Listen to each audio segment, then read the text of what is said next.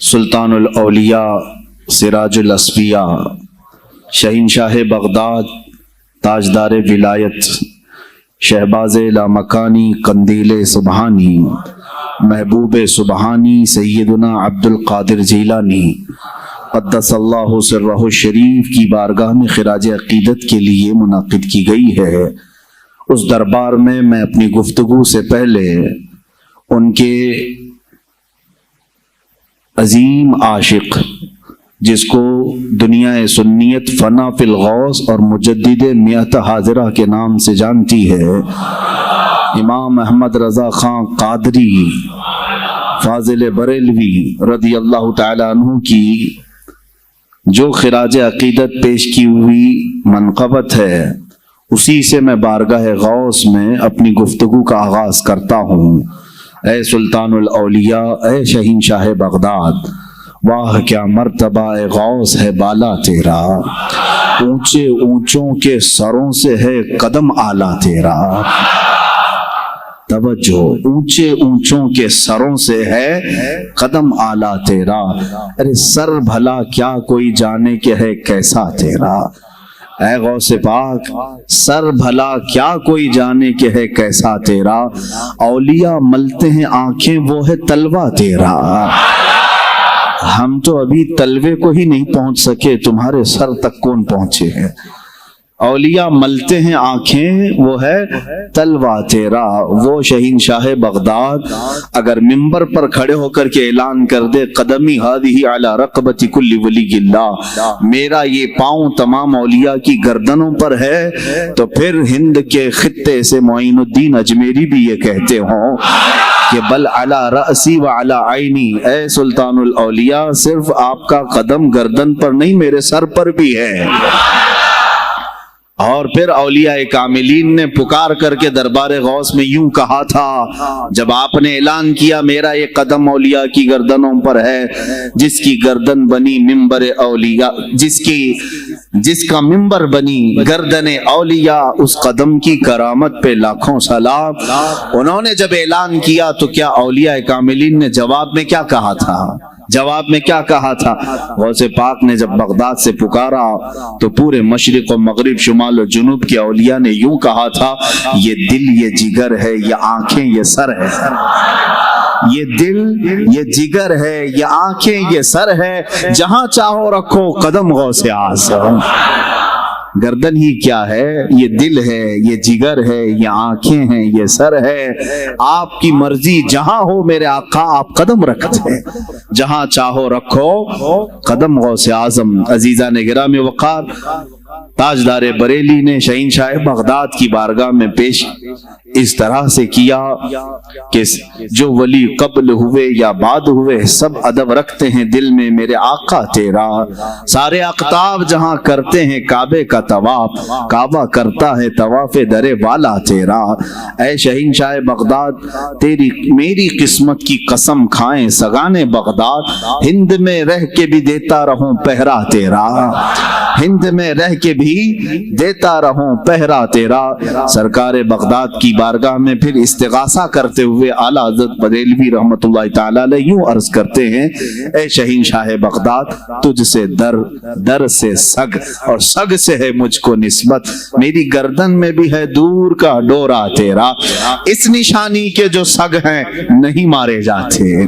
جس کی گردن میں قادری پٹا ہو، جس کی نسبت سلسلہ قادریہ سے ہو گئی ہو، اس کے لیے اعلیٰ حضرت بریلوی فرماتے ہیں اس نشانی کے جو سگ ہیں، ہم کتا پاک ہیں شہنشاہ بغداد کے، اس نشانی کے جو سگ ہیں نہیں مارے جاتے، حشر تک میرے گلے میں رہے پٹا تیرا۔ اور اے سننے والو، میں نے اپنے آپ کو سگ کہا، کتا کہا، تو کہیں تم اس خیال میں نہ آ جانا کہ کتا معمولی ہوتا ہے۔ آگے اعلیٰ حضرت نے اس کا بھی سوایہ کر دیا، کیا دبے جس پہ حمایت کا ہو پنجہ تیرا، کیا دبے جس پہ حمایت کا ہو پنجہ تیرا، ارے شیر کو خطرے میں لاتا نہیں کتا تیرا، شیر کی تک پرواہ نہیں کرتا غوث پاک کا کتا۔ تو میں نے اپنے آپ کو کتا کہا تو اس بھول میں نہ رہ جانا کہ کتے کو کوئی بھی مار لے جائے گا، اٹھا لے جائے گا. ہم نے کہا ہے دربار غوث کا کتا جو شیر کو بھی خطرے میں نہیں لاتا ہے. عزیزان گرامی وقار، بارگاہ غوث میں جو جھوم کر کے اشعار امام احمد رضا خان فاضل بریلوی رحمۃ اللہ تعالی علیہ نے بیان کیے ہیں، وہی ہماری گفتگو کا خلاصہ بھی ہیں. سرکار بغداد سیدنا عبد القادر جیلانی رضی اللہ تعالیٰ عنہ، یقیناً آپ کے ولی کامل ہونے پر تقریباً پوری امت کا اتفاق ہے. اتفاق کا مطلب صرف بریلویوں کا نہیں، دیوبندی بھی مانتے ہیں، اہل حدیث بھی مانتے ہیں، شیعہ بھی مانتے ہیں. غوث پاک رضی اللہ تعالیٰ عنہ کی ولایت سے ان میں سے کسی کا انکار نہیں. آج بھی بغداد میں جائیں لنگر بٹ رہا ہوتا ہے، شیعہ بھی کھا رہے ہیں. غوث پاک رضی اللہ تعالیٰ عنہ کا لنگر آج بھی بٹ رہا ہے. بغداد کی وہ ایک ایسی بارگاہ ہے جہاں سنی اور شیعہ دونوں ہیں، دونوں تسلیم کرتے ہیں ان کی ولایت کو. اب رہے بات اہل حدیث کی یا دیوبند کی، ان کی کتابیں اٹھاؤ تو پتہ چل جائے گا کہ غوث پاک کے متعلق انہوں نے کیا کیا نہیں لکھا. پیر پیراں، میر میراں، شہنشاہ بغداد، بلکہ شیخ ابن تیمیہ جو ہر ولی کی تنقید کرتا تھا، ہر صوفی پر تان و تشنیع کرتا رہا، اس نے اپنی کتاب میں لکھ دیا کہ میرے پاس اتنی تواتر تک، تواتر کہتے ہیں اتنے لوگوں کا بیان کرنا کہ جن کا جھوٹ پر جمع ہونا محال ہو. شیخ ابن تیمیہ کہتا ہے میرے پاس اتنی تواتر سے کسی اور کی کرامتوں کا ذکر نہیں پہنچا جتنا شیخ عبد القادر جیلانی کا پہنچا ہے. الفضل لما شہید بھی الاعداء، فضیلت تو اس کی ہے جس کی دشمن بھی گواہی دے رہے ہوں. عزیزان گرامی وقار، سرکار بغداد رضی اللہ تعالیٰ عنہ کی ولایت پر تقریباً امت کا اتفاق، بعد میں آنے والے سارے مسلمان انہیں ولی مانتے ہیں. اور یہ اور بات ہے کہ ولایت تک سب کا اتفاق ہے. اب غوث کے مقام کے متعلق الحمدللہ ہم منفرد ہیں اس میں، اس لیے کہ ہم انہیں غوث اعظم بھی کہتے ہیں، استغاثہ بھی کرتے ہیں. یہ ایک الگ ٹاپک ہے جہاں شرک، بدعت اور کفر کے فتوے لگتے ہیں کہ بریلوی اللہ کو چھوڑ کر اولیاء سے مانگتے ہیں، اور یہ بیویوں سے مانگ لیں تو کوئی حرج نہیں، ہاں اپنے بچوں سے مانگ لیں تو کوئی حرج نہیں، بلکہ چپراسی اور نیتاؤں سے مانگ لیں تو کوئی حرج نہیں. کسی صاحب نے آ کر کے مجھ سے کہا تھا آپ غوث اعظم کیوں کہتے ہیں؟ اعظم اللہ ہوتا ہے سب سے اعظم. غوث کہیں ٹھیک ہے. سلفی صاحب تھے، ہم نے کہا کہ آپ کو سرکار عبد القادر جیلانی کو غوث اعظم کہنے پر اعتراض ہے، لیکن ایک چوڑا چمار ملک کا پرائم منسٹر بن جائے تو اسے وزیر اعظم کہہ دیتے ہیں، کوئی دقت نہیں آپ کو. وہاں اعظم کہتے ہیں آپ، اعظم کہنے میں آپ کو وہاں جھجک بھی نہیں آتی، اور غوث پاک کو اعظم کہنے میں آپ کو شرم آنے لگتی ہے. یہ اپنے اپنے نصیبے کی بات ہے. آپ کا اعظم کوئی اور ہے، ہمارا اعظم کوئی اور ہے. عزیزان گرامی، سرکار بغداد شہنشاہ ولایت سلطان الاولیاء سیدنا عبد القادر جیلانی رضی اللہ تعالیٰ عنہ، ماں کے پیٹ سے ہی ان کو ولایت عطا کی گئی. یہ وہ اولیاء میں سے ہیں جن کا پیدائشی اللہ تعالیٰ نے منتخب فرمایا ہے. بلکہ جس وقت آپ کی ولادت ہوئی، یہ شعبان کا آخری دن، اور آپ کی والدہ ماجدہ کے بطن سے آپ اس عمر میں پیدا ہوئے جب عورتوں میں اولاد کی امید ختم ہو چکی ہوتی. آپ کی ماں کی عمر 60 سال کی تھی جب آپ پیدا ہوئے. یہ خود اپنے آپ میں ایک کرامت ہے. اور سرکار بغداد رضی اللہ تعالیٰ عنہ جب جیلان میں پیدا ہوئے تو آپ کا معمول تو دیکھیں، آپ کی ماں خود بتاتی ہیں دوسرے سال غالباً لوگوں کو چاند میں شک ہو گیا، 29 کا چاند نظر آیا کہ نہیں آیا. بعض کہنے لگے ہو گیا ہوگا، بعض کہنے لگے نہیں ہوا ہوگا. تو یوم الشک کہتے ہیں، یعنی 30واں جو شعبان کا ہوتا ہے، وہ ایک رمضان بھی ہو سکتا ہے، 30 شعبان بھی. تو لوگ آئے حضرت فاطمہ ام الخیر کے پاس جو غوث پاک کی ماں ہے، پوچھا کہ کل کا چاند ہوا کہ نہیں ہوا، ہمیں شک ہو گیا ہے. آپ نے کہا چاند ہو گیا ہے اور رمضان شروع ہو چکا ہے. کہا کیسے؟ کہا صبح سے میرا بیٹا عبد القادر دودھ کو منہ نہیں لگایا ہے. اور میرے بیٹے کا یہ معمول ہے، پچھلے رمضان سے ہی جس وقت غوث پاک پیدا ہوئے رمضان شروع تھا، ان کی ماں کہتی ہیں سحری سے لے کر افطار تک غوث پاک اپنی ماں کا دودھ نہیں پیتے تھے۔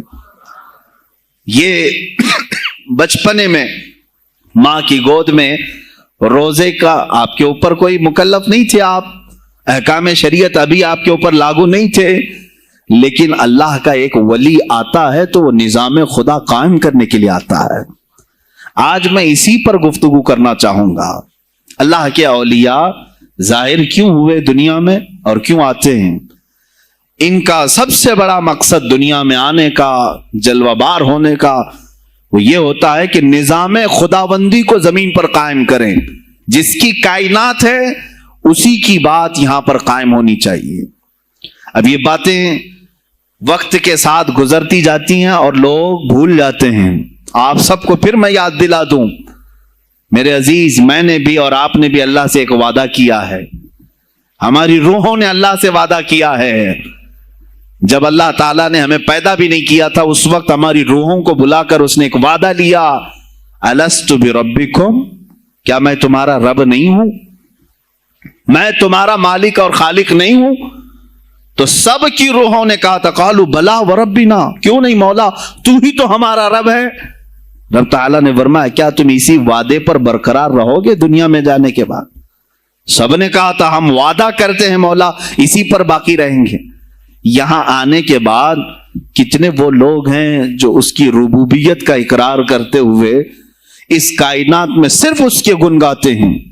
کفار و مشرکین تو وعدہ خلاف ہیں، توڑ دیے، انہوں نے اللہ کے علاوہ کسی اور کو خدا بنا لیا، لیکن تم نے اللہ اکبر تو کہا، زبان سے تو تم نے تسلیم کیا، لیکن تمہارا رہن سہن یہ بتاتا ہے کہ تمہارا مالک کوئی اور ہے، کسی اور کو راضی کرنے میں لگے ہوئے ہو، کسی اور کی دریوزہ گیری کر رہے ہو، کسی اور کی خوشامدی میں کھڑے ہوئے ہو، درباروں کے آستانوں کے دروازوں پر تمہارا کھڑا ہونا گھنٹوں پر کسی کو راضی کرنے کے لیے، یہ تمہارا عمل بتاتا ہے کہ تم نے رب اعلیٰ کو اکبر نہیں سمجھا۔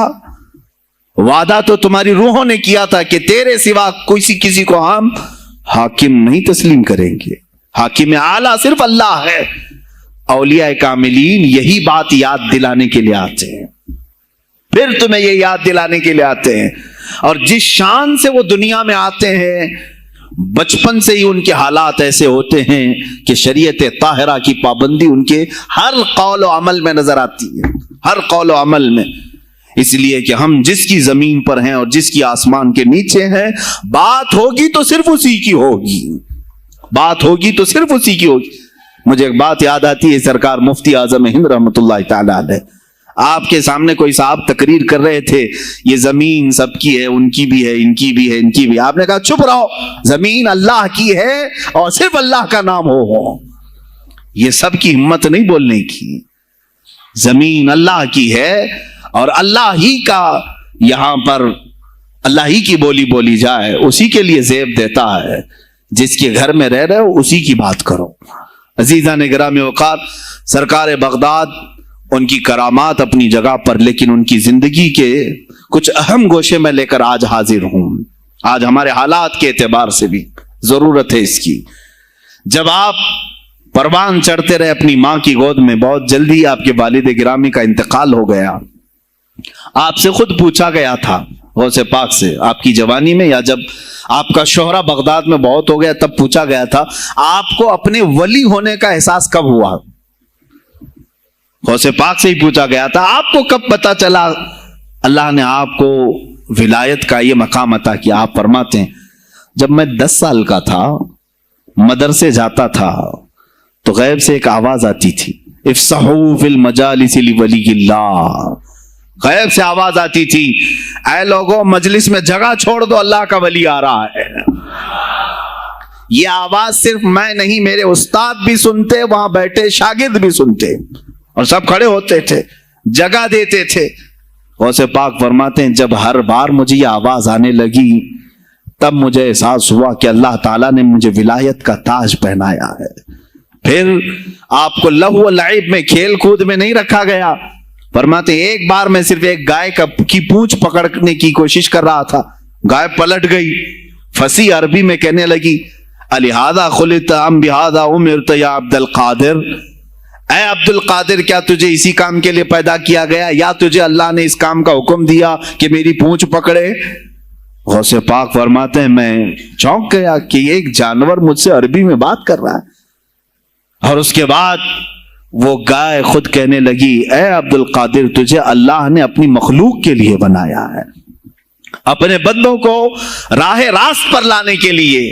गौसे पाक फरमाते हैं इसके बाद जिंदगी में कभी खेल कूद की ख्वाहिश भी नहीं आई, खेल कूद की ख्वाहिश भी नहीं आई, कभी तस्वुर भी नहीं किया। और जब आप जीलान से निकलकर बगदाद आए, बगदाद के जो हालात थे वो आपने बहुत करीब से मुशाहिदा किया। मेरे अजीजों, आज के जो हालात है ना, आज के जो हालात मैंने पढ़ा, इससे भी ज्यादा डेंजर हालात उस जमाने के थे। आज लोग हालात की शिकायत करते हैं, बहुत सारे उलमा मौलाना हमसे कहते हैं हालात अब सही नहीं है, वैसे नहीं है पहले। मैं तुम्हें गौसे पाक के हालात बताता हूं, उस वक्त सियासी हालात क्या थे।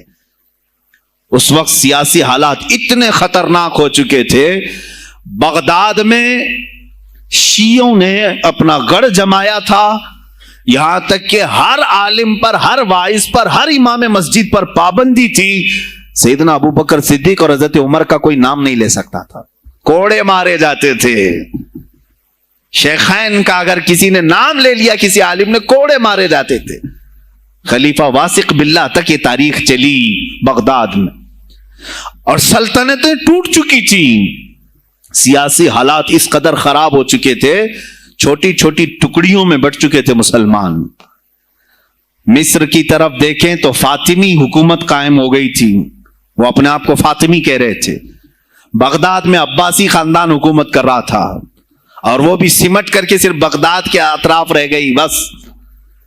फिर तुर्की की तरफ देखें तो सल्जूकी खानदान था, एक एक टुकड़ा हुकूमत कर रहा था, और ये ही आपस में दस्त बगरेबां थे, एक दूसरे से लड़ रहे थे। और फिर प्लस इस पर ऐसा कि बाजंतीनी जो ईसाई थे, सलीबी थे, इन सल्तनतों को आपस में लड़ा करके इस कदर शिद्दत पैदा कर चुके थे कि बगदाद वाला मिस्र नहीं जा सके, मिस्र वाला तुर्की ना आ सके। फिर इधर बुखारा, समरकंद, नेशापुर, ये जो रशिया में है आज, उज़्बेकिस्तान वगैरह में, यहां अलग एक सल्तनत कायम थी, और हिंद में अलग कुफरिस्तान था। सब जगह अलग अलग हालात थे, और मुसलमानों के लिए उस जमाने में ऐसे हालात हो गए जैसे लॉकडाउन अभी का सेम। मैं आपको बता दूं सिचुएशन, लॉकडाउन में क्या हुआ था मालूम है? ये हमारे तलबा देखें 8 महीने से बैठे हुए हैं, मदारिस में नहीं गए, हिफ्ज़े कुरान कर रहे थे, आलिम दीन बन रहे थे, मदरसे बंद है ना, घरों में बैठे कुछ तो आवारागर्दी कर रहे हैं। इसी तरह कॉलेज के बच्चे भी, स्कूल के बच्चे भी, सब छूटे हुए हैं लॉकडाउन की वजह से। सेम यही सिचुएशन उस जमाने में हुई। बगदाद इल्मी मरकज था, कूफा और बसरा इल्म के मरकज थे। आपसी रंजिशों की वजह से बादशाहों की तलबा एक जगह से दूसरी जगह का सफर नहीं कर सकते थे। बगदाद के सारे मदरसे बंद पड़े हुए थे, क्योंकि तलबा आ नहीं सकते। कहां से आए तुम? मिस्र से आए, वापस जाओ, इस सल्तनत में क्या कर रहे हो? इस तरह की सख्तियां। यहां तक कि यही जमाना है जब हसन बिन सबा नाम का एक ऐसा मुनाफिक जिसने उस जमाने के बादशाहों को खरीद लिया और कुछ लोगों को नशे का खूगर बनाया। हशीशीन वगैरह आपने सुना हो, सलाउद्दीन अय्यूबी का जमाना है ये। गौसे पाक से सिर्फ 4 साल बाद सलाउद्दीन अय्यूबी आए, सिर्फ 4 साल बाद। उस जमाने में हसन बिन सबाह ने हजारों नौजवानों को नशे का आदी बना दिया था, हजारों नौजवान। और कैसा नशा, कोकेन, अफीम वगैरह सब तो लेकर के तो लोग होश में आ जाते हैं। वो ऐसा था कि उसने जो नशा दिखाया था, एक छोटे से कमरे में उनको रखता और उन्हें बताता कि ये दरख्त हैं, ये नहर है, ये महल है, ये हूर है, तो उसे वो जन्नत ही समझते थे। اور پھر اس کمرے سے باہر نکالتا اس کو، تڑپ تڑپ کے آدمی مر جاتا کہ مجھے میری جنت میں واپس کرو۔ وہ جنت نہیں کمرہ ہوتا تھا، لیکن نشہ اسے ایسا کرایا جاتا تھا کہ اس کمرے کو وہ جنت سمجھنے لگتا تھا۔ اور ان نوجوانوں سے کیا کرایا جاتا تھا؟ ان کو نشے کا عادی بنا کر کے باہر نکالا جاتا، انہیں ٹارگٹ دیا جاتا، فلاں مجلس میں جاؤ، فلاں خلیفہ کو قتل کرو، فلاں وزیر کو مارو، فلاں سپاہیوں کو مارو، فلاں عالم دین کا قتل کرو۔ اور وہ اپنا ٹارگٹ پورا کر کے آتے ہیں، اس لیے کہ انہیں نشہ چاہیے تھا۔ وہ 1 دن 2 دن سے زیادہ اس نشے کے بغیر رہ نہیں پاتے ہیں، وہ اپنا ٹارگٹ کرنے کے لیے اپنی جان بھی جوخم میں ڈالتے ہیں۔ اس طرح کے کئی حملے خلفاء پر کرائے حسن بن صبا نے۔ اور جانتے ہیں، میں نے آج تاریخ دیکھی، حسن بن صبا نے علماء اہل سنت کو اس زمانے کے 40,000 علماء کو قتل کرایا۔ یہ وہ زمانہ تھا جب بغداد کا حال یہ تھا کہ نشہ زیادہ ہو چکا تھا، علم دین کے مراکز بند ہو رہے تھے، اور علماء بولنے میں ہچکچا رہے تھے، ڈر رہے تھے، اور سلطنتیں آپس میں ایک دوسرے سے ٹکرا رہی تھیں۔ جو خلیفہ بیٹھتا وہ نہایت عیاش قسم کا خلیفہ آتا تھا۔ اکثر خلیفہ عیاش آئے، ان کے حریم میں، ان کے حرم خانے میں، یعنی ان کے محل میں 40 عورتیں ہوا کرتی تھیں، جن کے ساتھ وہ وطی کرتے، جمع کرتے۔ جبکہ وہ مسلمان خلیفہ، ایک بادشاہ کے لیے چاہے کوئی بھی ہو 4 سے زیادہ کی اجازت ہے، 40 کنیزاؤں کے ساتھ وہ زندگی گزار رہے ہوتے۔ اس میں عیسائی بھی ہوتی، یہودی بھی ہوتی، سب قسم کی ہوتی۔ یہ خلفاء کا حال تھا۔ تم کیا کہہ رہے ہو ہمارے زمانے کو؟ ارے حالات برے ہیں، حالات برے ہیں۔ ابھی اور میں بتاؤں کتنے برے حالات اس زمانے میں تھے۔ علماء کو کوڑے مارے جاتے تھے اگر بولے۔ ارے شیخین کا نام لینے پر پابندی بغداد میں لگ گئی ہو، اس سے بڑا اور ظلم کیا ہو سکتا ہے؟ سیدنا ابو بکر صدیق، حضرت عمر کا نام لینے پر کوڑے مارنے لگائے جاتے۔ ایسے حالات میں شہنشاہ بغداد سیدنا عبد القادر جیلانی بغداد آئے ہیں، جب آپ کی عمر صرف 18 سال کی تھی۔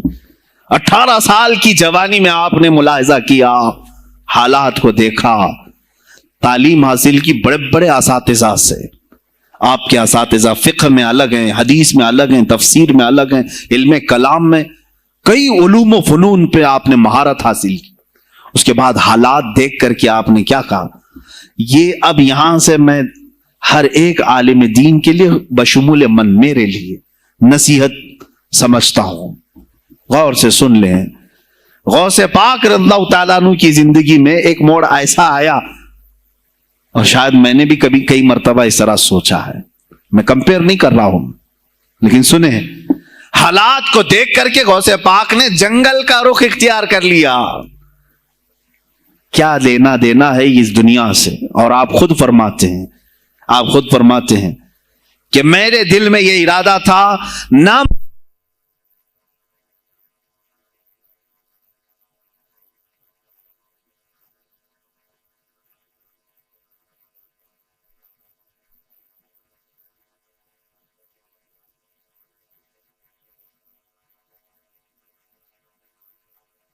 ہیں، میرا ارادہ ہوا جنگل میں ایسی جگہ رہوں کہ نہ مجھے مخلوق دیکھے اور نہ میں مخلوق کو دیکھوں، عبادت میں ایسے مصروف ہو جاؤں۔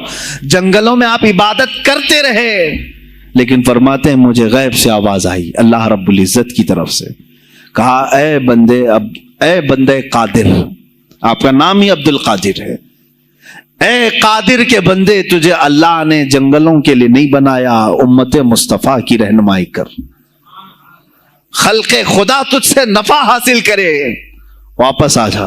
غوث پاک فرماتے ہیں میرا ارادہ تو تھا کہ میں اپنی زندگی اللہ کی یاد میں فنا کر دوں، لیکن میں شہر صرف اس لیے واپس آیا کہ جنگل میں صرف میری اصلاح ہو سکتی ہے، شہر میں پوری امت کی اصلاح ہو سکتی ہے۔ علماء کے لیے یہی آج نصیحت ہے، تم چاہے تو گدی نشین بن جاؤ، سجادہ نشین بن جاؤ، جھولی نشین بن جاؤ، جنگل نشین بن جاؤ، ہو سکتا ہے تمہارے اپنے فائدے کے لیے تم سوچ سکتے ہو. میں نے ابھی یہ کہا, میرے دل میں ارادہ تھا کہ گوشہ نشین ہو کر کے اپنی عبادت کریں, اپنی آخرت کی فکر کریں. نہیں, علماء کو اللہ تعالیٰ نے علم عطا کیا ہے امت مصطفیٰ کی رہنمائی کے لیے. یہ امانت ہے, چاہیں تو بھی چھپ نہ سکیں. عزیزان گرامی وقار, غوث پاک رضی اللہ تعالیٰ عنہ واپس بغداد آئے. اچھا, وہ اتنی عبادتوں کے عرصے میں جانتے ہیں کہاں کہاں کا سفر نہیں کیا انہوں نے؟ جنگلوں کا سفر, صحراؤں کا سفر, بیابانوں کا سفر, یہاں تک کہ سری لنکا کی سرزمین تک پہنچے, ملتان تک آئے. یہ تاریخ کی کتابیں بتاتی ہیں آپ نے پیدل یہ سارے سفر کیے. پھر واپس اسی بغداد آئے جہاں کے حالات بڑے ہی کشیدہ تھے, اور خلفائے وقت کے خلاف زبان کھولنا یہ آگ سے کھیلنے کے برابر تھا, آگ سے کھیلنے کے برابر تھا. اور سب سے بڑا مسئلہ تو غوث پاک کے لیے یہ تھا کہ آپ بغداد کے نہیں تھے, عراق کے نہیں تھے, آپ جیلان سے آئے تھے. جیلان ایران میں ہے. اس زمانے میں طبرستان ایک صوبہ تھا, طبرستان کا ایک شہر جیلان تھا. جیلان سے آئے ہوئے تھے بغداد میں. آپ کی زبان فارسی تھی. فارسی زبان کا ایک طالب علم بغداد میں آیا ہے, اور بغداد پورا عربیوں کا ہے, فصیح عربی بولنے والے لوگ, اور نہایت ہی عیاشی میں پڑے ان کی اصلاح کیسے کریں. دل میں بار بار یہ احساس ہوتا. غوث پاک فرماتے میری زبان فارسی تھی اور ان کی زبان عربی ہے, میں ان سے خطاب کیسے کروں, ان کو اصلاح کے راستے پر کیسے لاؤں. بار بار سوچتے تھے, لیکن دل میں ایک درد ہوتا تھا کہ امت مصطفیٰ کو اس حال میں نہیں چھوڑنا چاہتا. ایک دن ایک مسجد میں غمگین حالت میں سوئے. ظہر کا وقت تھا, نماز پڑھ کر کے آپ آرام کر رہے ہیں, اور جیسی آنکھ بند ہوئی سرور کائنات صلی اللہ علیہ وسلم تشریف لائے. پوچھا عبد القادر کیوں غمگین ہے میرے بیٹے؟ کہا کہ یا رسول اللہ صلی اللہ علیہ وسلم زبان میری اجمی ہے, فارسی, میں عربیوں کے بیچ بیٹھا ہوں, اصلاح کرنے کی کوشش کرتا ہوں, لیکن مجھے یہ اجمی سمجھیں گے. اللہ کے نبی صلی اللہ علیہ وسلم نے فرمایا تو اپنا منہ کھول. آپ نے منہ کھولا, حضور پاک نے اپنا لعاب پاک ڈالا, دوسری بار ڈالا, تیسری بار ڈالا, چوتھی بار ڈالا, پانچویں, چھٹی, 7 مرتبہ حضور پاک نے اپنا لعاب پاک دیا اور کہا عبد القادر اب اٹھ اور بیان کرو. فرماتے ہیں خواب میں نے حضور اکرم صلی اللہ علیہ وسلم کا لعاب پاک لیا. تھوڑی ہی دیر گزری تھی, میرے خواب میں ہی میرے جد کریم مولا کائنات علی مرتضی تشریف لائے. کہا پھر وہی سوال کیا عبد القادر کیوں نہیں بیان کرتے؟ کہا میں فارسی النسل, فارسی ہوں اور عربیوں کے بیچ میں ہوں. انہوں نے کہا تو اپنا منہ کھول.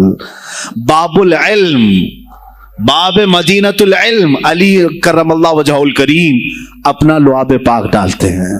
1 بار, 2 بار, 3 بار, 4 بار, 5 بار, 6 بار بس کیا. غوث پاک نے کہا نانا جان نے مجھے 7 مرتبہ پلایا, آپ نے 6 مرتبہ. علی کرم اللہ وجہ الکریم فرماتے میں برابری تو نہیں کر سکتا, وہ رسول کائنات ہیں. عزیزان گرامی وقار, غوث پاک فرماتے ہیں پھر میری آنکھ کھلی, اور اسی جامع مسجد میں جب میں کھڑا ہوا اور خطاب کے لیے لوگوں کو پکارا تو دیکھا ادھر سے بھی مخلوق آ رہی ہے, ادھر سے بھی آ رہی ہے, سامنے سے بھی آ رہی ہے. مجمع اتنا کثیر کہ تل دھرنے کی جگہ مسجد میں نہیں تھی. اور جب آپ کا خطاب ختم ہونے کو تھا لوگ اپنے کپڑے پھاڑنے لگے اور بے ہوش ہونے لگے. اتنی تیر بہدف کلمات تھے کہ سیدھے سینے میں پیوست ہو جاتے, دلوں میں اتر جاتے. اس کے بعد وہی دن تھا سیدنا عبد القادر جیلانی کو لوگوں نے ہاتھوں ہاتھ اٹھایا. بغداد میں شہرا ہو گیا کہ کوئی ایک اجمی آیا ہے اور عربیوں پر فوقیت لے گیا ہے. سارے عربی اس کے سامنے دنگ رہ گئے ہیں, کوئی عربی اس کی فصاحت کو نہیں پہنچ پاتا ہے. کئی لوگ امتحان کے لیے بھی آئے. ایسا نہیں ہے کہ غوث پاک کو یوں ہی چھوڑ دیا گیا. میرے عزیز تم تو 1000 سال کے بعد کرامتیں سنتے ہو نا, یہی لگتا ہے کہ غوث پاک بہت کرامتوں کے مالک تھے, بہت بڑے عالم اور بڑے ولی کامل تھے, کچھ نہیں ہوا ہوگا ان کے ساتھ. हमारे से ज्यादा खतरे उन्होंने मोले हैं, हमसे ज्यादा हासिदीन उनके थे, दुश्मनी करने वाले अपनों में भी बहुत सारे थे। गौसे पाक रज़ियल्लाहु ताला अन्हु का जब खिताब शुरू हुआ, क्या एक खतीब जब मशहूर होने लगे तो दूसरे मौलवी खामोश रह जाएंगे? हसद की चिंगारी भड़कती है, वो गौसे पाक के खिलाफ भी भड़की। और बगदाद में जब ये शोरा होने लगा तो कई उलमा उस वक्त के जो बड़े बड़े पाए के आलिम हैं, उनकी किताबें आज भी मौजूद है, मैं नाम तज़किरे नहीं कर रहा, लेकिन उन्होंने टेस्ट लेने की गरज से, इम्तिहान लेने की गरज से कई लोगों को सवालात भेजे। एक दिन मजलिस में ऐसा था कि गौसे पाक तफसीर कुरान बयान करते थे। तफसीर कुरान बयान करना गौसे पाक का महबूब मशगला था, रोजाना कुरान की तफसीर अर्ज करते। एक दिन मजलिस में बड़े बड़े उलमा की जमात, जिसमें अब्दुर्रहमान जोजी जैसे बड़े फकीह मुहद्दिस हैं, इनकी एक जमात आई। कुरान की जो आयत की तफसीर वो कर रहे थे, उस तफसीर को कई किताबों से उन्होंने अखज़ किया और लेकर के आए, मजमे में बैठे हैं। गौसे पाक ने तफसीर शुरू की। एक आयत की कितनी तफसीरें हो सकती हैं, कितनी तफसीरें हो सकती हैं। एक तफसीर बयान किया, उसके बाद कहा इस आयत की एक दूसरी तफसीर ये है। फिर थोड़ी देर के बाद गौसे पाक ने फरमाया इसकी एक तीसरी तफसीर ये है। फिर कहा उसकी एक चौथी तफसीर ये है। फिर कहा उसकी एक पांचवी तफसीर ये है। बयान करते जा रहे हैं, करते जा रहे हैं, यहां तक के 13 तफसीरें हो गई। जो बैठे हुए थे वो आशाश करने लगे। उसके बाद इतना ही नहीं, आगे बढ़ते रहे, आगे बढ़ते गए। 40 तफसीरें एक आयत की आपने बयान की। जो आए थे वो खड़े हो गए और उसके बाद गौसे पाक रज़ियल्लाहु ताला अन्हु को देखने लगे। गौसे पाक ने उनको मुखातब करके कहा, ऐ गिरोहे उलमा, ऐ जमात उलमा, तुम 13 तफसीरें याद करके आए थे एक आयत की, क्या वो मैंने शुरू से 13 तक सही बयान किया? सब अपने जुब्बे उठाने लगे। कहा हम तो ये 13 तफसीरें पढ़कर आए थे ये सोच करके कि शेख अब्दुल कादिर जिलानी को 2-3 से ज्यादा तफसीरें नहीं आती होंगी। 13 के बाद आप तो 40 तक पहुंचे, वहां तो हमारा भी इल्म नहीं पहुंचा। जमात उलमा दंग रह गए और उसके बाद तौबा भी किया। कहा हमारे दिलों में बदगुमानी आ गई थी, हम तौबा करते हैं। गौसे पाक रज़ियल्लाहु ताला अन्हु एक और मजमा है, एक और मजमा ऐसा है कि उसमें 40 के करीब उलमा है। सवालात अलग अलग अलग लेकर के फंसाएंगे किसी तरह से इनको, डिफिकल्ट सवालात लेकर के। एक बात याद रखना, मिशकात शरीफ की हदीस है, जिसने इल्म इसलिए हासिल किया कि किसी आलिम को नीचा दिखा दूं, उसे फंसा दूं सवाल करके, हुजूर फरमाते हैं क़यामत के दिन उसे आग की बेड़ियां पहनाई जाएंगी, उसकी जुबान को आग की कैंची से खींचा जाएगा। इसलिए इल्म हासिल मत करो, किसी को नीचा दिखाना, किसी को बेवकूफ बनाना। एक किताब कहीं से पढ़ कर क्या आए, मौलाना के पीछे पड़ गए, ये बताओ सही है कि नहीं है। फिर अगर उस मौलाना साहब के दिमाग में उस वक्त वो मसला नहीं था, उन्होंने कहा नहीं मालूम, तो आपको लगा कि हाँ मेरे से ज्यादा तो इनको भी नहीं मालूम। तुमने तो एक ही चीज हल करके उनके सामने पेश की है। अजीजा निगरामी, इस तरह की चीजें हरगिज ना करें, ये बहुत बड़ा गुनाह है मुगालते में डालना। गौसे पाक रज़ियल्लाहु ताला अन्हु एक जमात से खिताब कर रहे हैं। 40 उलमा है, अलग अलग अलग सवालात नोट करके, मैं ये पूछूंगा, तुम ये पूछना, तुम ये पूछना। गौसे पाक रज़ियल्लाहु ताला अन्हु ने अपना खिताब किया और सवालात के लिए उस दिन महफिल का वक्त ही नहीं दिया। कहा आज सवालात कोई नहीं करेगा। वो लोग तो सवालात लेकर के आए थे। सब मजमे में खिताब के बाद जिसको जो पूछना है आप कहते हैं कि पूछ लो, उस दिन का कोई नहीं पूछेगा। आओ सिर्फ मुसाफा करके जाओ, आओ सिर्फ मुसाफा करके जाओ। तो ये जो उलमा की जमात थी, इनको बुलाया, एक आते उनको सीने से सीना लगाते और कहते तेरा ये सवाल था, उसका ये जवाब है। दूसरा आता उससे कहते तू ये घर से सोच के आया था, तेरा सवाल ये है, उसका जवाब ये है। इस तरह 40 से मुसाफा किया, मुआनका किया। उनके सवालात के पूछने से पहले जवाबात भी दे दिए और उसके बाद कहा क्या है गिरोहे उलमा, तुम सवाल करते और मैं जवाब देता तो अब्दुल कादिर की क्या इसमें खुसूसियत थी? तुम सवाल भी ना करो, मैं जवाब दूं, तब पता चलेगा कि मैं बंदे कादिर हूं। मैं कादिर का बंदा हूं। तुमने सवाल भी नहीं किया और मैं जवाब दूं तो तुम्हें एहसास होगा कि मैं कादिर का बंदा हूं। अल्लाह रब्बुल इज्जत का की सिफाती नाम है। अजीजा ने गिरामी वक़ार, उलमा ने तंग किया, परेशान किया, आपके मजमों को रोकने की कोशिश की, लेकिन ऐसा नहीं है कि गौसे पाक ने हर एक को अपनी करामत से ज़ेर कर दिया हो, उन उलमा को पूरा सुला दिया हो। नहीं, फेस किया है, मुकाबला किया है, परेशानियां उठाई हैं, और खुलफा के वक्त के सलातीन की भी बहुत सारी ऐसी सख्तियां थी जिसको आपने बर्दाश्त किया। कई लोगों ने आप पर पाबंदियां लगाने की कोशिश की थी। ये तो सरकार गौसे पाक की इस्तिकामत थी कि आप जमे रहे। और सबसे बड़ा काम आपका क्या था मालूम? खानकाह के गद्दी नशीनों, गौर से सुनो, जो गौसे पाक का नाम लेते हैं, सरकार गौसे पाक रज़ियल्लाहु ताला अन्हु की इस सिफत को मैं बयान करूं तो ये बगले झांकेंगे। अभी गौसे पाक ने सबसे बड़ा किरदार क्या किया जानते हैं आप? लोग कहते हैं खानकाही माहौल कायम करना है, अल्लाह अल्लाह करो, तस्बीह लो, दिलों की सफाई करो, सब सही है, लेकिन गौसे पाक ने तकरीबन 25 साल सिर्फ जिहाद पर बयान किया है।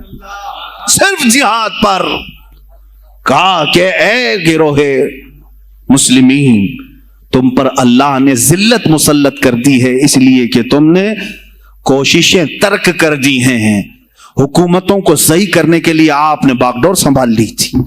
गौसे पाक जब बयान करते मिंबर से तो वक्त का जो तख्त था वो भी हिलने लग जाता था।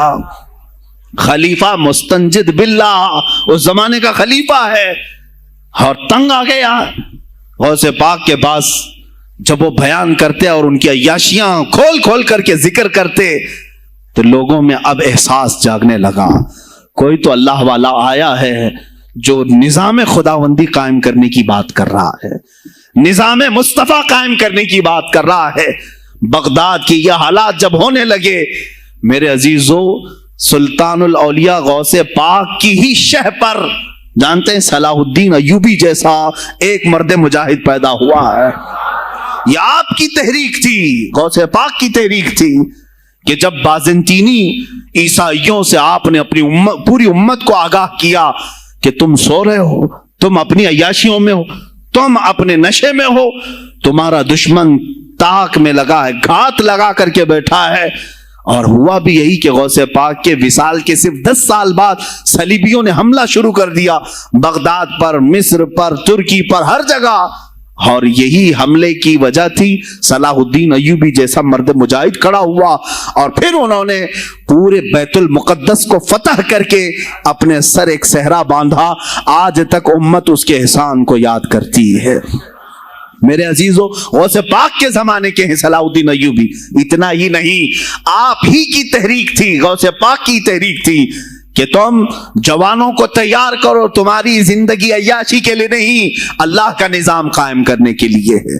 तुम अल्लाह का निजाम कायम करने के लिए आए हो दुनिया में, क्योंकि अल्लाह ने तुम्हें खलीफतुल्लाह कहा है।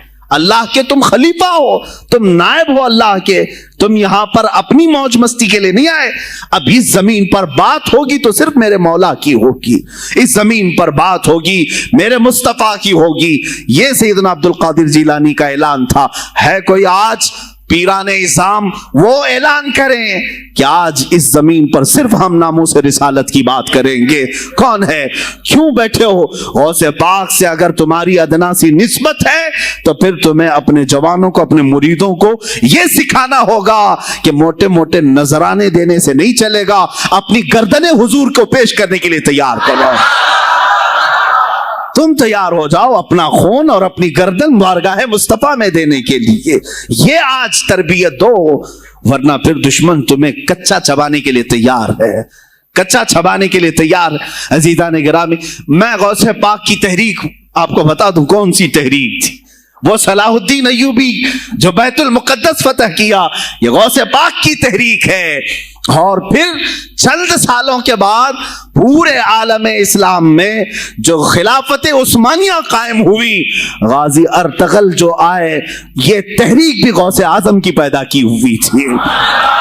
आपने जवानों को मुतहर्रिक किया था और फिर उम्मत का वो शऊर बेदार किया था जो उनमें मुर्दा कर चुके थे कुछ हुकूमत के कारिंदे। मैं समझता हूं उस वक्त जितने खुलफा बैठे हुए थे खिलाफतों पर, तख्त पर, जो नाम के मुसलमान थे, या उसको हमारी जुबान में समझ लो सब कांग्रेस के थे, जो मुनाफिक थे, यानी दिखते थे बस, लेकिन अंदर से सब निफाक होता था, निफाक होता था। हाँ, मैं साफ कहूंगा, बगदाद में भी कांग्रेस का खलीफा रहा होगा, मिस्र में भी और तुर्की में भी और नेशापुर में भी, इसलिए कि मुसलमानों के खून चूस करके तख्त पर बैठ तो जाते लेकिन पूरी जिंदगी गुजर जाती, मेरे मुस्तफा का नाम तक नहीं लेते थे, इनको बिठाते थे मुसलमान। आज आप भी तो यही कर रहे हैं, यही कर रहे हैं। हम अपना अपना समझ करके जिनको ऊपर तक बिठाते हैं, पूरी जिंदगी छान मार करके देख लो, कभी ये निजाम कुरान की कभी बात किया है? कभी मेरे मुस्तफा पर आने वाली आंच के लिए खड़ा हुआ है? कोई नहीं खड़ा होने वाला है। इनके सफेद कुर्ते और इनके सफेद पाजामे सब कफन बनकर रह जाएंगे और कुछ भी नहीं होगा। अजीजा ने गिरामी वक़ार, आपको सरकार बगदाद रज़ी अल्लाह ताला अन्हु की तहरीक में बताऊं, तुर्की से निकलने वाली खिलाफत उस्मानिया गौसे आजम की पैदा की हुई तहरीक थी। इतना ही नहीं, आपके आखिरी जमाने में सरकार ख्वाजा गरीब नवाज मोइनुद्दीन चिश्ती रज़ियल्लाहु ताला अन्हु की मुलाकात बगदाद में हुई। मोइनुद्दीन अजमेरी रज़ियल्लाहु ताला अन्हु की मुलाकात हुई। तारीख दान ने लिखा, आज मैंने पहली मर्तबा इसको पढ़ा और आपके सामने पहली बार बता रहा हूं, सरकार बगदाद और हजरत ख्वाजा गरीब नवाज की मुलाकात के बारे में बहुत सारे बातें चलती हैं किताबों में भी, मैंने अपने मुर्शिद से भी पूछा था। बहरहाल एक तारीखी एक किताब से मुझे आज ये बात मिली कि सुल्तानुल औलिया गौसे पाक ने हजरत ख्वाजा गरीब नवाज को क्या वसीयत की थी, क्या कह करके भेजा था उनके पास।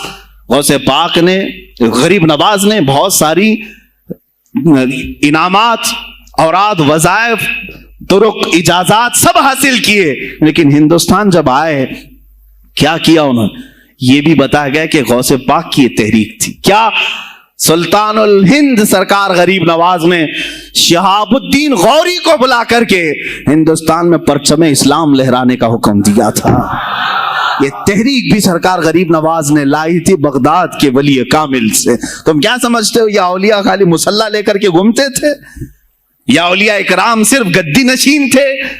नहीं मेरे अजीजों, ये हुकूमत वक्त को आंख में आंखें डालकर बात करते थे और फिर निजाम मुस्तफा की बात ललकार करके करते थे। आज के जमाने में कुछ लोगों ने औलिया को ऐसा पेश किया है जैसे वो दुर्वेश है, बस जंगल में रहते थे और कुछ नहीं। नहीं मेरे अजीजों, वो अल्लाह के शेर थे, अल्लाह के शेर थे। इसीलिए तो इकबाल ने कहा है, अल्लाह के शेरों को आती नहीं रुबाई। वो कभी लोमड़ीपन का उन्होंने अपने आप में इजहार ही नहीं किया कि नहीं ये भी चलेगा वो भी चलेगा, कभी नहीं। वो गरजते थे अपने तख्त पर, अपनी खानकाहों पर। देखें, खलीफा मुस्तंजिद बिल्लाह, अबुल मुजफ्फर उसको कहते हैं, बगदाद का वो खलीफा, अब्बासी खलीफा, बड़ा ताकतवर, और उसी के जमाने में गौसे पाक हैं। एक फारस से आने वाले अजमी अब्दुल कादिर, शेख अब्दुल कादिर, जब बगदाद की जामा मस्जिद में बयान कर रहे हो, दरो दीवार हिल रहे हैं। वह अपने खिलाफत के दरबार में बैठा है खलीफा, अचानक बहुत जोर की आवाज आई, पूरे महल में गूंज गई। पूछा ये आवाज कैसी बगदाद में? लोगों ने मालूम करके बताया कि शेख अब्दुल कादिर जीलानी ने छींक मारी, उनके मुरीदों ने सिर्फ जवाब दिया है। उनको छींक आई थी, जवाब में लोगों ने यरहमुकल्लाह कहा, वो खलीफा वक्त के महल तक पहुंच गई आवाज। तो उसने कहा ये तो पूरा हिला देने की बात है। एक बात याद रखो मेरे अजीजों, आवाज हो सकता है तुम्हारी मस्जिद से बाहर जाए न जाए, तुम्हारी आवाज का दारो मदार तुम्हारे गले पर नहीं है। एक बार तुम पुकारोगे, पहुंचाना मेरे मौला का काम है। अब हमारी आवाज कहां कहां तक पहुंचती है, किसके किसके टायर फटते हैं, ये सब बात की बात है। तुम पुकार करके तो देखो। अल्लाह रब्बुल इज्जत के नाम पर अजीजान गिराम वक़ार मुस्तंजिद बिल्लाह आया और वही किया जो हर अय्याश करता है। जाहिर सी बात है, मौलवी साहब कुछ ले दे के छोड़ दो, जान बख्श दो, जाओ कहीं बैठो, आप अल्लाह अल्लाह करो। कहां ये हुकूमत सियासत की बातों में आप आ गए। चंद दिनों पहले मैंने भी सियासत की बात की तो मुझे भी एक मशवरा ऐसा आया, क्या आपको इंटरेस्ट है एमपी बनने का, एमएलए बनने का? मैंने कहा मुझे इंटरेस्ट तो नहीं है, लेकिन कुर्सी साफ करने का इंटरेस्ट बहुत है। उस पर जो कचरा है उसको साफ करने का इंटरेस्ट बहुत है। इंशाअल्लाह लजीज वक्त आएगा वो साफ होंगी भी। अजीजान गिरामी, मुस्तंजिद बिल्लाह 10 अशरफियों की थैलियां लेकर सुने की गौसे पाक के दरबार में आया। आप मुरीदीन के साथ बैठे, अरे वो हालो काल की मजलिसें हैं। मुस्तंजिद बिल्लाह आया, गौसे पाक की बारगाह में कहा कि हुजूर आप कबूल कर लें, नजराना है। आपने कहा तू रख ले अपना नजराना, तू अपने पास रख ले। कहा कि हदिया कबूल करना सुन्नत है, आप सुन्नत के खिलाफ करते हैं। गौसे पाक ने कहा अल्लाह एक थैली लिया और अपने बगल में दबा करके उसको निचोड़ना शुरू किया तो उससे खून टपकना लगा। खून इतना टपकने लगा तो हाजिरीन मजलिस दम बखुद रह गए। खलीफा मुस्तंजिद बिल्लाह भी देख रहा था। गौसे पाक ने फरमाया अभी तो ये एक थैली है, मैं 10 को निचोड़ूंगा तो ये खून तेरे दरबार तक पहुंच जाएगा, तेरे दरबार तक पहुंच जाएगा। तू मुझे वो अशरफियां देने आया है जो तूने गरीबों के माल को चूस करके हासिल किया, तो मुझे खरीदने के लिए आया है। अगर मुझे तेरे खानदान की हुर्मत का ख्याल ना होता तो मैं आज पूरे बगदाद की नालियों में इसी का खून बहाता। खलीफा मुस्तंजिद बिल्लाह बेहोश हो गया और उसके बाद जब होश आया उसने तौबा किया और आपके हाथ पर बैत भी किया। अब उसके बाद वो खलीफा ऐसा पाक हुआ, नजरे गौस जो पड़ी। अब उसके बाद दरबार खिलाफत के हालात क्या हो गए सुने यार, मैं आज सियासत पर बात कर रहा हूं। अब खलीफा मुस्तंजिद बिल्लाह का दिल जब साफ हुआ, 8 दिन के बाद वह हाजिर आया, कहा सुल्तानुल औलिया ए शेख अब्दुल कादिर जिलानी, आप हुक्म फरमाएं कहां किस तरह का गवर्नर रखना चाहिए, गवर्नर किस तरह का होना चाहिए आप दें। गौसे पाक ने अपने खुलफा को हुक्म दिया कि लिस्ट बनाई जाए, इस्लामी सल्तनत में गवर्नर कौन होगा। लिस्ट बनी, कहा वो होगा जिसकी तहज्जुद कज़ा नहीं होती, वो गवर्नरी पर आएगा जो सुन्नते रसूल को हल्का नहीं समझता होगा, वो गवर्नरी पर आएगा जिसकी नमाजें कोई कज़ा बाकी ना रही हो, इसलिए कि जो अल्लाह का कर्जा बाकी रखेगा वो लोगों का भी माल खा जाएगा। आपने लिखाया नाम, खलीफा मुस्तंजिद बिल्लाह ने आपके इशारे पर गवर्नर पूरे तब्दील कर दिए। हर जगह पर ऐसे लोगों को रखा जो सरकार गौसे पाक के या तो मुरीद थे या खलीफा थे या शागिर्द थे, और उनके दिलों में अल्लाह का खौफ था और वो पूरे बगदाद और आसपास की सल्तनतों को संभाले हुए थे। एक वक्त ऐसा आया कि वही चंद साल पहले जो बगदाद नशे में डूबा हुआ था, 10 सालों के बाद लोग कहने लगे कि आज बगदाद ऐसा लग रहा है जैसे उमर बिन खत्ताब का जमाना आ गया हो, उमर बिन खत्ताब का जमाना आया हो। तुमने तो गौसे पाक की 11वीं खाई है ना, इस्लाह हुकूमत उनसे नहीं सीखा, वो आए थे निजाम तब्दील करने के लिए। आज मैं उलमा से भी यही कहूंगा, तुम हक बात तो पहुंचाओ कौम तक। आज हालात ऐसे हैं मेरे अजीजों, डर और खौफ इनके सीनों पर तारी हुआ। किस बात से डरते हो? क्या तुमने अल्लाह की जात पर ईमान नहीं लाया? ये नहीं कहते हो मौत तो हयात अल्लाह के हाथ है, रिस्क अल्लाह के हाथ है, फिर डरते हुकूमत वक्त से क्यों? मुझे अभी चंद दिनों पहले एक मैसेज ये भी आया था कि हजरत आप तो पाकिस्तान के अल्लामा खादिम हुसैन की ताजियत पर बयान कर रहे हो, आप देख नहीं रहे यहां का माहौल कैसा है। अजीजा ने गिरामी, उस दिन मुझे अफसोस इस बात पर हुआ, सवाल पर, हाय अफसोस, इस कदर तुम्हारे जमीर मुर्दा हो गए, इस कदर तुम बुज़दिल हो गए। लाखों लोगों के दिलों में शमा इश्क मुस्तफा जगाने वाले पर तुम्हारी जुबान बंद है, तुम्हारी जुबान बंद है। मैंने सिर्फ एक जुमला कहा, कोई फर्क नहीं पड़ता। मैं उस मुल्क में रह रहा हूं जहां का प्राइम मिनिस्टर एक सुअर खबीस फ्रांस के सदर के लिए ट्वीट कर सकता है, तो मैं पड़ोसी मुल्क की किसी आशिक रसूल की ताजियत क्यों नहीं कर सकता? क्यों नहीं ताजियत कर सकता? अगर हिंदुस्तान की तख्त पर बैठने वाले को फ्रांस के सदर से कोई दिली इश्क है, मोहब्बत है, तुम उसकी माशूका हो या महबूबा हो, मुझे फर्क नहीं पड़ता। लेकिन इतना जरूर है, आशिक रसूल मशरिक में हो, शुमाल में हो, जुनूब में हो, मगरिब में हो, जब उसकी रूह जाएगी तो हमारी भी रूह तड़पेगी। हमारी डोर बंधी हुई है मदीनतुर रसूल से। मेरे आका सल्लल्लाहु अलैहि वसल्लम की जो बात करेगा वो फिर किसी भी मुल्क का बाशिंदा हो। तुम कहते हो ताजियत के लिए, अरे मेरे अजीज, अगर मैं सामने होता तो उसके कदमों की खाक में अपने अमामे पर रखता।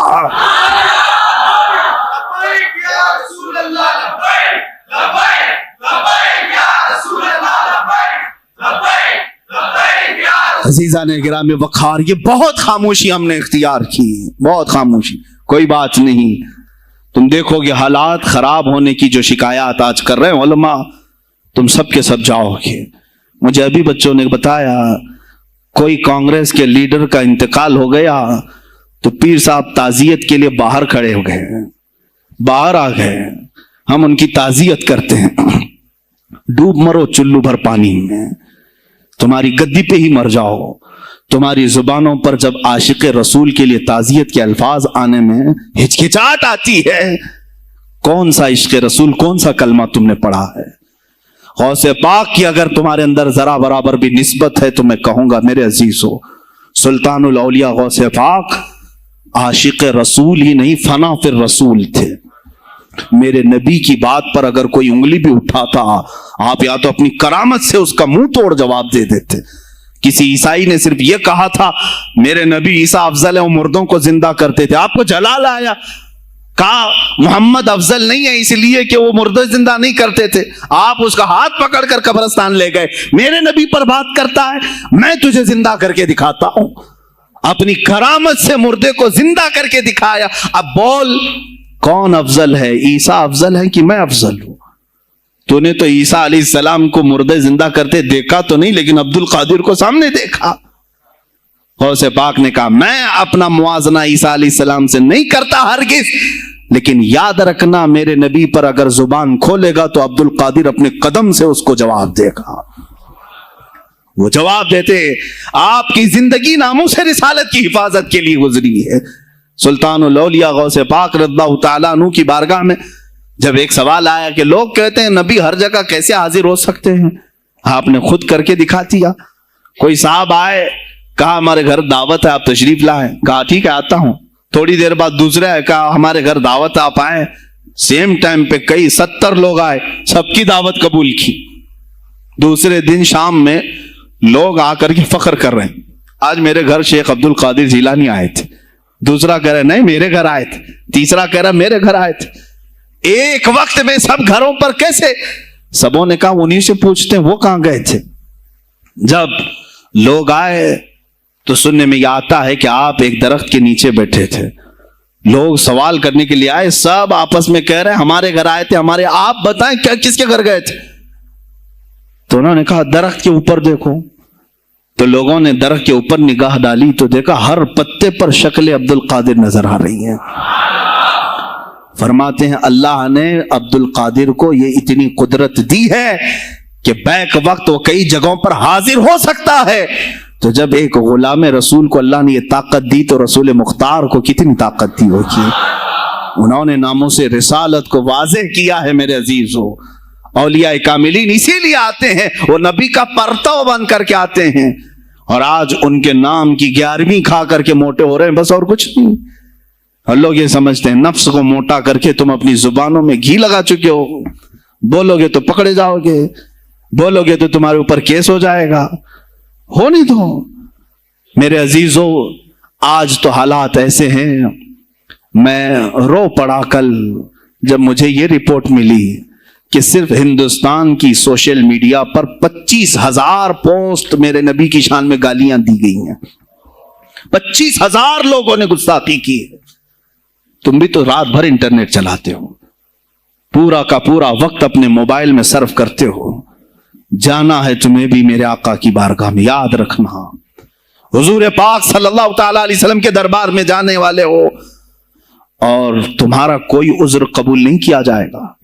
हजरत साद बिन रबी की वो बात मुझे याद आती है, जंगे ओहद में हुजूर की हिफाजत के लिए लड़ते लड़ते मैदान में ऐसे आ गए थे काफिरों के कि आपके गोश्त के टुकड़े उड़ रहे थे, जिस्म के गोश्त के टुकड़े उड़ रहे थे। मेरे आका देख रहे थे।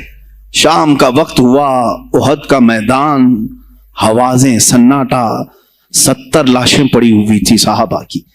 अल्लाह के नबी ने पुकारा, मेरे साद को ढूंढो, कहां है साद, कहां है। साहबा कहते हैं हम आवाज देने लगे, साद तुम जिंदा हो, रसूल तुझे बुला रहे हैं। हजरत साद बिन रबी 7 लाशों के नीचे दबे हुए थे और सांसें भी चल रही थी, सांसें चल रही थी। साहबा ने जब आवाज देना शुरू किया कि रसूल पाक याद कर रहे हैं, वहीं से वो हरकत करने लगे। अंदर से आवाज दी, ए जवानों, साद जिंदा है, मैं यहां लाशों के नीचे दबा हुआ हूं। हटाई गई लाशें तो देखा उनके जिस्म में कुछ बचा ही नहीं था, कुछ नहीं था, सब फट चुका है, पेट को तक चाक किया गया है, सांसें बाकी हैं। साद बिन रबी कहते हैं, ए साहबा, शायद मैं रसूलुल्लाह तक नहीं पहुंच पाऊंगा, हुजूर ऊंचे टीले पर बैठे हुए हैं, शायद नहीं पहुंच पाऊंगा, मेरा सलाम मेरे नबी तक पहुंचा देना, हुजूर तक पहुंचा देना। लेकिन आने वालों को क्या कहा जानते हैं? मैं ए जवानों तुम सबसे कहूंगा आज के हालात में। साद इब्न अबी रबी कहते हैं, ए साहबा, मैं तो जा रहा हूं, मेरी आखिरी सांसें हैं, लेकिन अगर तुम्हारी आंखें चमकती रही, तुम्हारे जिस्मों में जान बाकी रही और मेरे नबी पर अगर किसी ने उंगली उठाई और गाली दी, मैं क़यामत के दिन उसे नहीं छोड़ूंगा।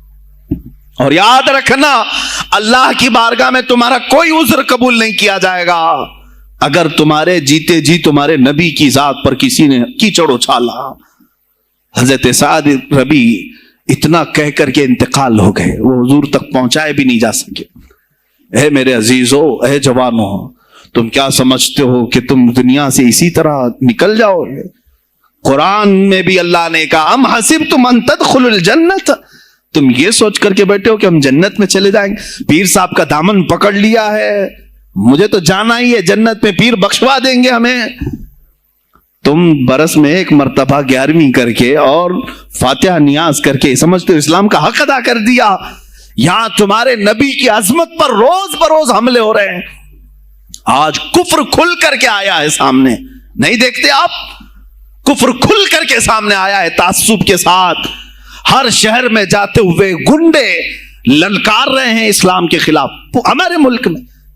अगर मैं खुल करके आया तो मेरा क्या जुर्म है इसमें, मेरा क्या कसूर है इसमें? क्या आप भी मैं ना बोलूं? हाँ, आज तुम्हारे पास ताकत है, पावर है, जो कुछ भी हसर और रसूख है, इससे ज्यादा क्या करोगे कि तुम मुझे जेल में बंद कर दोगे? मैं कल की तफसीर में भी यही कहा, एक मौलाना साहब ने कहा, क्या आप इतना बोल रहे हैं, आप पर ऐसे एक्ट लगाए जाएंगे कि जिंदगी भर आपकी जमानत ही नहीं होगी, आप पर ऐसे कानून लगाए जाएंगे कि आपकी जिंदगी भर जमानत ही नहीं होगी। मेरा दिल ये कहता है, ऐ लोगों, इस तरह जीकर फायदा भी क्या? ऐसी आजादी किस काम की जिसमें रोज उठते साथ मेरे नबी की शान में गुस्ताखियां हम सुन रहे हो और हुजूर को कोसा जा रहा हो, हम खाते पीते घूम रहे हो। इससे बेहतर है कि जेल की कोठरी में हम जिंदगी गुजार लें, कल बारगाह मुस्तफा में उठने वाला चेहरा तो रहे हमारे पास। अगर अल्लाह के नबी सल्लल्लाहु अलैहि वसल्लम ने सवाल कर लिया पकड़ करके कि तेरे जिंदगी में, तेरी जवानी में मुझ पर तो लोग रंगीला रसूल कह रहे थे, तू क्या कह रहा था? तू क्या कह रहा था उस जमाने? तुम क्या कहोगे? ऐ अल्लाह के नबी, मैं मजदूर था, मैं कुछ नहीं कर सकता था, मैं गरीब था, काम काज करता था, मैं कुछ नहीं कर सकता था। याद रखो, उस वक्त मेरे आका तुम्हारे सामने बिलाल हबशी को लाकर खड़ा कर देंगे। ये क्या था बिलाल? ये तो गुलाम था, इसकी पीठ पर सिल रख करके पीठ गला दी जाती, तब भी अपनी जुबान पर मेरा नाम लेना नहीं छोड़ता था। तुम कौन सी मजदूरी की शिकायत ले जाओगे? बहाना करोगे अल्लाह की बारगाह? रसूल की बारगाह में बहाना करोगे। ऐ गिरोह उलमा, तुमको अल्लाह ने मिंबर दिए हैं खिताबत के लिए, अल्लाह ने अपने रसूल का मिंबर तुम्हें दिया है, इसलिए नहीं कि तुम हुकूमत की खुशामदी करो, तुम अपने वक्त के तागूती कुव्वतों की खुशामदी करो, इसलिए नहीं, बल्कि आज तुमसे कौम मुसाफा करके हाथ चूमती है सिर्फ इसलिए कि तुम्हारी जुबान पर नाम मुस्तफा है। आज उलमा की जो इज्जत है सिर्फ इसलिए, तुम्हारी पगड़ियां, तुम्हारे जुब्बे देख करके कौम इज्जत नहीं करती, सिर्फ इसलिए इनके दिलों में तुम मचलते हो कि तुम मुस्तफा करीम की बातें करते हो। उलमा को जानना चाहिए कि तुम्हारी इज्जत नबी से वाबस्ता है। आबरूए माजा नाम मुस्तफा अस्त, हमारी आबरू, इकबाल ने कहा था, हमारी आबरू नाम मुस्तफा से वाबस्ता है। अगर उसी नाम को किसी ने छेड़ा तो फिर हमारा जी कर मतलब क्या है, हम किस काम के। मैं एक मिसाल से समझाता हूं। मस्जिद है, दीवार के पेंट को अगर किसी ने खुरच लिया तो हो सकता है माफ कर दें, हम उसको छोड़ दें। किसी ने लकीर निकाल दी दीवार पर, हम छोड़ दें उसको। लेकिन मियां वो हमारे सामने आकर पिल्लर हिलाने लग गया और मस्जिद का ये पिल्लर तोड़ने लग गया, खामोश बैठोगे? और अगर तुम खामोश बैठे तो इसका अंजाम क्या होगा? उसने पिल्लर हिलाया तो सिर्फ पिल्लर नहीं टूटेगा, यह छत पूरा सबके ऊपर गिरेगा। आज जालिम कुफार पूरे तुम्हारी जड़ को हिला रहे, मेरे नबी की जात को, सीधे मुस्तफा करीम की जात को हिला रहे हैं। अल्लाह के हबीब सल्लल्लाहु तआला अलैहि वसल्लम की नामूस को हल्के में मत लेना मेरे अजीजों। लाखों जाने जाती हैं, जाए इस्लाम पर, हुजूर अकरम सल्लल्लाहु तआला अलैहि वसल्लम की जात को हल्के में मत लेना। और अगर इन्होंने हिलाना शुरू किया है अगर हुजूर की जात पर, हैरत हो रही, 25,000 पोस्ट तुम में से किसने कंप्लेंट की है? साइबर क्राइम को कंप्लेंट कर सकते थे, हमारे जज्बात को ठेस पहुंचा है। हम आजाद मुल्क में रह रहे हैं, मेरे नबी से छेड़छाड़ क्यों हो रही है? किसी ने आवाज उठाई? कुछ हैं इल्ला माशाअल्लाह, कुछ उलमा, कुछ वकला इसके पीछे लगे हुए हैं। लेकिन मेरे अजीजों, हर मुसलमान का यह हक है, तुम्हारी निस्बत रसूल पाक से है। अब इन्होंने हिलाना शुरू किया तो इंतजार करो, जिस दिन ये छत गिरेगी अजाब बनकर सब पीछे जाएंगे, सब उसमें गिरफ्तार होंगे इंशाअल्लाह अजीज। हम मुहिम छेड़ेंगे, हम मुहिम छेड़ेंगे इस बात की। अगर आज तुम कसरत में हो तो इसका क्या मतलब, जो चाहे तुम कर लोगे। हम इतने गए गुजरे तो नहीं हैं कि हमारे नबी के ऊपर भी तुम चले जाओ। हाँ, हमें रौंद दिया, हमें मार दिया, हमें कत्ल कर दिया, सब बर्दाश्त कर लिया, लेकिन अब इससे आगे नहीं बर्दाश्त करेंगे इंशाअल्लाह अजीज। मैं आवाज देता हूं इसी मिंबर से, ए गिरोह उलमा, ए जमात सूफिया, ए खानकाह के गद्दी नशीनो, बाहर आओ हुकूमत वक्त से एक मुतालबा ये करो, ए हुकूमत वक्त के तख्त पर बैठने वालों, हमारे हिंद में पार्लियामेंट में भी ऐसा कानून पास करो कि कोई मेरे नबी की जात पर भौंके तो उसे मौत की सजा हो जाए। हम ये चाहते हैं। अगर इस कानून को तुम्हें लाने में कुछ जिंदगियों की जरूरत है तो ये फकीर हाजिर है और मेरे साथ भी कुछ तुम्हारे लिए हाजिर होंगे। ले लो हमारी जाने और एक कानून ऐसा बना दो ताकि कयामत तक फिर यहां पर कोई ना भौंके मेरे नबी की जात पर। तुम कानून सिर्फ मेरे नबी के लिए नहीं, तुम अपने देवी देवताओं के लिए बनाओ, शांति से रहो। हमने कभी तुम्हारे खिलाफ भौंका नहीं है, हमने कभी देवी देवताओं को छेड़ा नहीं है, इसलिए कि इस्लाम इसकी इजाजत नहीं देता। हम गाली नहीं देते, हम इस्लाम की हक्कानियत से बयान करते हैं, लेकिन खामोश रहने की यह सजा हमें दी जा रही है कि हमें गालियां देते देते ये अब हमारे नबी तक पहुंच गए, हमारी मां आयशा सिद्दीका तक पहुंच गए और हमारे तमाम अकाबिरीन असलाफ तक पहुंच गए। और 25 करोड़ की तादाद में खामोशी ये अच्छी नहीं है मेरे अजीजों, अच्छी नहीं है। आज अफसोस इसी बात का है जिनको अल्लाह ताला ने अपने नबी की नियाबत अता की है, वो नायब रसूल है या किसी खानका के गद्दे नशीन हैं। तुम ये मत समझ लेना कि तुम्हारे आबा व अजदाद कमाल के थे, बुजुर्गान दीन थे, तुम छूटे जाओगे। नहीं, सवाल तो होगा, तुम्हें सवाल होगा, मुझसे भी होगा। मैं ये नहीं कह रहा हूं कि मैं कोई अलग हूं, सवाल होगा। आओ सर जोड़ करके हम इस सिलसिले में कोशिश करें। गौसे पाक रज़ी अल्लाह ताला अन्हु का यही मैसेज था, हिंदुस्तान में शिहाबुद्दीन गौरी ने जो परचम इस्लाम लहराया, वो आज तक उसकी देन है कि मुसलमान जिंदा हैं, अब मुसलमान बाकी हैं। पूरी दुनिया में निजाम को सही करने के लिए आवाज उठाना, ये भी औलिया कामिलीन की बात है, उनकी सिफात है। सिर्फ अपनी खानकाह में अल्लाह अल्लाह और जिक्र कराना ही उनका काम नहीं था, वो दिलों को तो धुलते ही थे, लेकिन जो निजाम संभाल रहा होता उसकी बागडोर को भी धुलते थे, उसकी भी सफाई करते थे। तो अल्लाह का डर रखने वाला कुर्सियों पर आए, जो किसी का खून चूसने वाला ना है। अजीजा निगरामी वक़ार, अपने सियासी शऊर को भी बेदार करो, सियासत को समझो, तुम कब तक इस्तेमाल होते रहोगे। अब इसमें उलमा को भी आना चाहिए कि इनके सियासी शऊर को बेदार करे। तुम्हारे साथ आज जो खेल खेला जा रहा है, तुम हर एक की जय विजय करते हुए हर पार्टी के पीछे जाते हो। तुमने आज तक अपना कायद नहीं ढूंढा, अपना कायद नहीं ढूंढा। और उनको देखो, वो कहते हैं कि अगर पेट्रोल 200 लीटर भी हो जाए तो हमारे कायद तो यही हैं, इसलिए कि हमारा हम मजहब है, वो हमारे मजहब की बात करता है। तुम्हारा कौन है मेरे अजीज? तुम किसी पर मुत्तफिक नहीं होते, और जो तुम्हारे लीडर हैं वो किसी और के पल्लू में छुपे हुए हैं, हाँ, किसी और की गोद में बैठे हुए हैं। जा जा करके ये सारे मुसलमानों को किसी और के यहां बेच करके आते हैं। ये सियासी शऊर बेदार करो। मुझे मालूम है मेरी ये बातों का सबसे ज्यादा एक्शन कौन लेगा, मुझे मालूम है।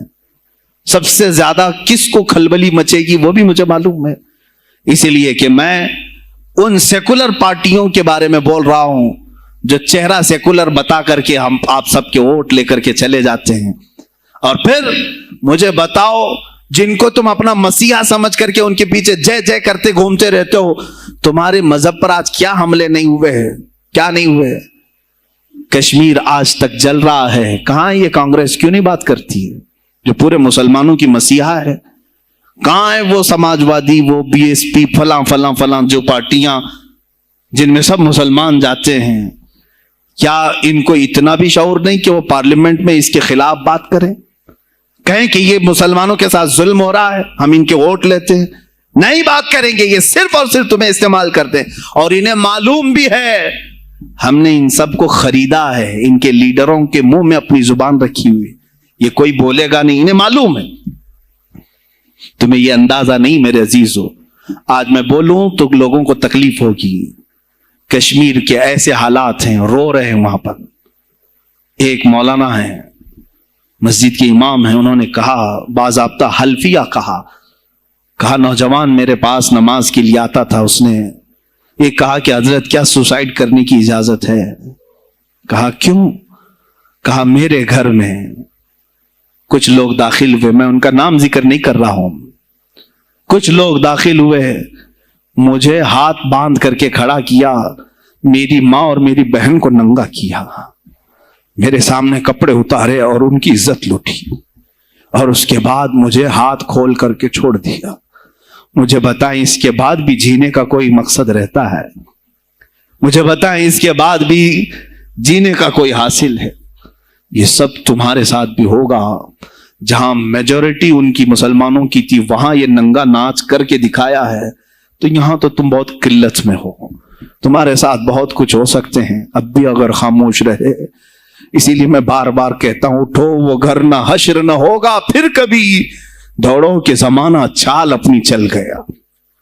तुम अपनी सियासत को मुंतखब करो, तुम अपनी क़ियादत को मुंतखब करो, और अगर अभी भी सियासी लाशऊरी की जिंदगी गुजारते रहोगे, लुकमे बनते चले जाओगे, ये खाते चले जाएंगे। बात मैं सुल्तानुल औलिया गौसे पाक की कर रहा था, लेकिन मुझे ये हालात पर गुफ्तगू जरूर करनी है, इसलिए कि मुझे मालूम नहीं है कि मेरी जुबान पर कब ताले लगाए जाएंगे या मेरी गर्दन पर कब छुरी फेरी जाएगी, मुझे इसका अंदाजा नहीं। लेकिन ऐ मुसलमानों, तुम मेरी जात से उलझते हो तो उलझ जाओ, मुझे अगर ब्लेम करते हो, ताने मारते हो तो मार लो। चंद दिनों की बात है, जब तक मेरी सांसें चल रही हैं तब तक मुझे गालियां दोगे, लेकिन जिस दिन मैं भी दुनिया से जाऊंगा उस दिन तुम हमारी बातें याद रखोगे, उस दिन याद करोगे। मुझे अपने बच्चों को यही बताना है कि अब वो दौर आया है जहां मिंबरों से भी बोलने में अब घबराहट है, لوگ اپنے خوف کے مارے ایسے ہیں کہ اپنی روزی روٹی کے چکر میں میرے مصطفیٰ کی گالیاں سننا برداشت کر رہے ہیں. دیتا ہے دینے دو نا، ہمارا کیا بگڑتا ہے. اس پوزیشن میں تم آئے ہو آج. تمہارا امام جب اتنا بزدل ہے تو تمہارے دلوں میں کون سا ایمان باقی رہ جائے گا. اس لیے شعور پیدا کرو. اگر اولیاء کی نسبت تمہارے دل میں ذرا برابر بھی باقی ہے تو اٹھو میرے عزیزو. آپ قیامت کے دن جواب دہ ہوں گے میرے نبی صلی اللہ تعالی علیہ وسلم کی عظمت پر. آج جو حملے ہو رہے ہیں یہ ہماری زندگی کا سب سے بڑا ایشو ہے. آج مطالبے کرو، مانگو تو کس چیز کو مانگو؟ بس یہ ہے کہ میری نبی کی عزت سلامت رہے، مجھے دنیا میں اور کچھ نہیں چاہیے. اتنا مطالبہ تو کر سکتے ہو، اتنا مطالبہ کرو اور پھر دیکھو میرے مصطفیٰ کی طرف سے انعام کیا ملے گا، اللہ کی طرف سے انعام کیا ملے گا. ارے وہ مرد قلندر جو پاکستان میں ابھی شہید ہوا، کس بات کا اعلان کرتا تھا؟ کس کو پکارتا تھا؟ کس کو للکارتا تھا؟ صرف یہی تو بات کرتا تھا کہ تاجدار ختم نبوت. اور میدان میں معذوری کے ساتھ بھی آ کر کہتا تھا لبیک یا رسول اللہ، اے اللہ کے رسول میں حاضر ہوں، میں حاضر ہوں، اپنی جان لے کر آیا ہوں. اور تم یاد رکھنا تمہاری ٹانگیں تو سلامت ہے، کل بروز قیامت ہو سکتا ہے تمہارا سامنا اس خادم حسین سے ہو. تمہاری ٹانگیں دیکھ کر کے پوچھی جائیں گی. معذور ہونے کے بعد جب کوئی میدان میں میرے نبی کی عظمت پر پہرا دینے کے لیے آ سکتا ہے تو تم نے اپنی ٹانگیں کس کام کے لیے رکھی تھی؟ میرے عزیزوں، میں نے جتنی طاقت مجھے اللہ نے دی میں بول رہا ہوں.